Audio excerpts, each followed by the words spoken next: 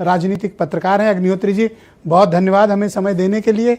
Sir, 5 राज्यों में चुनाव है जिसमें 3 में आज आपने वोटिंग करा दी है, तो पहले तो इन 3 का हाल बताइए, फिर जो बचे हुए 2 हैं वहाँ क्या माहौल है पश्चिम बंगाल और तमिलनाडु में? देखिए ब्रजेश जी, जो आज पोलिंग हुई है काफी उत्साहजनक पोलिंग है। जैसे असम से शुरू करें तो पिछली बार 82% के आसपास पोलिंग हुई थी, इस बार 84-85% तक जा गई है पोलिंग। तो ये ज्यादा जो पोलिंग हुई है, क्यों हुई है, इसका विश्लेषण करना चाहिए कि क्या यह एंटी इनकम्बेंसी है या प्रो इनकम्बेंसी है या सामान्य बात है। तो मुझे लगता है कि असम में कई फैक्टर्स हुए हैं जिनको लेकर के चुनाव को प्रभावित करेंगे।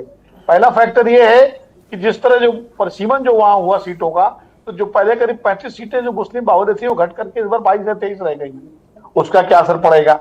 दूसरा, हेमंत विश्व शर्मा जो पिछले चुनाव में उम्मीदवार मुख्यमंत्री पद के नहीं थे और सर्बानंद सोनोवाल जो इनकम्बेंट मुख्यमंत्री थे, उनके नेतृत्व में बीजेपी जीती थी, बाद में हेमंत विश्व शर्मा को बना दिया।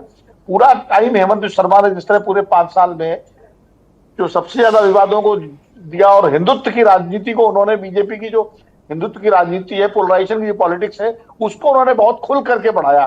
कई बार उन्होंने ऐसे से बयान दिए हैं जो किसी भी मुख्यमंत्री को शोभा नहीं देते, उसका क्या असर पड़ेगा। तीसरा, गौरव गोगोई को जिस तरह कांग्रेस ने आगे किया है इस बार और बदरुद्दीन अजमल से दूरी बना के रखी है, वो एक फैक्टर है। वो क्या वापस जो तरुण गोगोई का कॉम्बिनेशन कांग्रेस का था उस जमाने का और तमाम छोटे दलों से जो अलायंस किया है, वो कितना कांग्रेस को फायदा पहुंचाएगा और प्रियंका गांधी की उपस्थिति का क्या असर पड़ेगा। ये सारे फैक्टर्स हैं जो चुनाव और फिर इस युद्ध का जो युद्ध हुआ ईरान और इजराइल द्वारा फिलहाल अभी रुका हुआ है, उसमें जो गैस की दिक्कत और तमाम दिक्कतें हुई हैं, उसका कितना असर पड़ेगा या कितना पड़ा है। लोकसभा चुनाव के जो नतीजे थे उसमें काफी, खास करके अपर आसाम में जो मुकाबला हुआ था उसमें कांग्रेस ने बहुत अच्छी टक्कर दी थी और जिस तरह बदरुद्दीन अजमल खुद कांग्रेस के उम्मीदवार से 10 लाख वोटों से हारे थे। तो आप ये कहना चाहते हैं कि असम एक तरफा नहीं है, मुकाबला दिलचस्प है?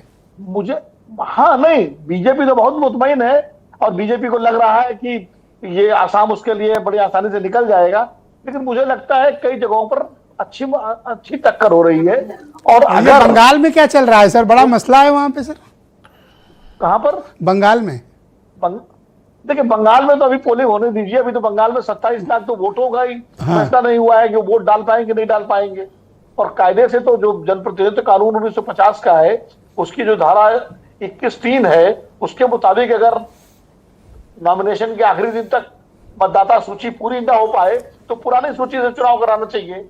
अब अभी तक तो आज आखिरी दिन था, 9 तारीख थी आज नॉमिनेशन का आखिरी दिन था सेकंड फेज का। आज सूची कायदे से फ्रीज हो गई और फ्रीज होने के बाद 13 तारीख को वो सूची सबको फट जानी, सारे राजनीतिक लोगों तक। तो क्या 4 दिन में 27 लाख नामों का फैसला हो जाएगा? अब ये एक बड़ा यक्ष प्रश्न है। और अगर 27 लाख नामों का फैसला नहीं हो पाता है तो क्या चुनाव जो होंगे वो पुरानी सूची पर होंगे या इन चुनाव कैसे? ये बड़े संवैधानिक प्रश्न है बंगाल में। बाकी बंगाल की बात मैं अभी सुन रहा था, तो बंगाल में देखिए, हिंदुत्व की राजनीति इस बार बीजेपी उतनी आक्रामकता से नहीं कर रही है जितनी 2021 में की थी। 2021 में आप प्रधानमंत्री जी के भाषण सुनिए, 2021 के अमित शाह जी के भाषण सुनिए, नड्डा जी के भाषण सुनिए, सारे बीजेपी के नेता हिंदुत्व पर आश्रित थे। इस बार वो हिंदुत्व से ज्यादा वो बंगाल में जो ममता बनर्जी का जो गवर्नेंस का मुद्दा है उसको उठा रहे हैं, क्योंकि हिंदुत्व को ममता बनर्जी ने उसको कुंद कर दिया है। उन्होंने दुर्गा आंगन बना दिए, उन्होंने महाकाल का मंदिर बनवा दिया, जगन्नाथ टेम्पल बनवा दिया, चंडी पाठ कर दिया। तो एक तरह से हिंदुत्व के मुद्दे को उन्होंने उसको काफी धारहीन कर दिया है। बाकी जो हिंदुत्ववादी कट्टर वोटर है वो तो है बीजेपी के साथ, लेकिन उसका एक्सपेंशन जो बीजेपी करती थी वो मुझे इस बार नहीं दिख रहा है। अब जहां तक वोट कटने की बात है, उससे बड़ी संख्या में मथुआ समुदाय के वोट भी कटे हैं, मुसलमानों के वोट भी कटे हैं और मथुआ समुदाय के वोट। सर, ये केरल और तमिलनाडु में आप कोई परिवर्तन देखते हैं या फिर मौजूदा सरकारें रिपीट करेंगी या फिर तमिलनाडु में ट्रायंगुलर है फाइट? देखिए, तमिलनाडु के बारे में मैं पीयूष जी की बात से काफी सहमत हूं कि ट्रायंगुलर बनाने की कोशिश तो की विजय ने, लेकिन मुझे लगता है कि चुनाव वोट पड़ते पड़ते जो है, जो 22 तारीख को वोट पड़ेंगे, इस तरह चुनाव जा रहा है वो फिर बाइपोलर ही हो रहा है चुनाव, डीएमके अलायंस और एआईडीएमके अलायंस के बीच में। क्योंकि विजयन उस तरह का कोई बड़ा नैरेटिव नहीं बना पाए जो तमिलनाडु के चुनाव को ट्रायंगुलर बनाता। जी। वो दोनों से, अगर मैं आपके सामने अगर एक काल्पनिक तस्वीर भी रखूं, अगर मुकाबला डीएमके और अन्ना द्रमुक में एक आमने सामने का हुआ तो? देखिए, अन्ना द्रमुक और डीएमके में अगर मुकाबला आमने सामने का हुआ, अगर आमने सामने का हुआ तो मुझे लगता है डीएमके अलायंस का पलड़ा थोड़ा भारी रहना चाहिए।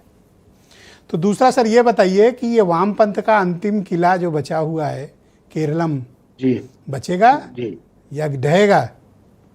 देखिए, अगर पंचायत चुनाव और स्थानीय निकाय चुनाव के नतीजों से कोई नतीजा निकाले तो यूडीएफ को सीधी सीधी बढ़त है जी, और 10 साल की एंटी इनकम्बेंसी है।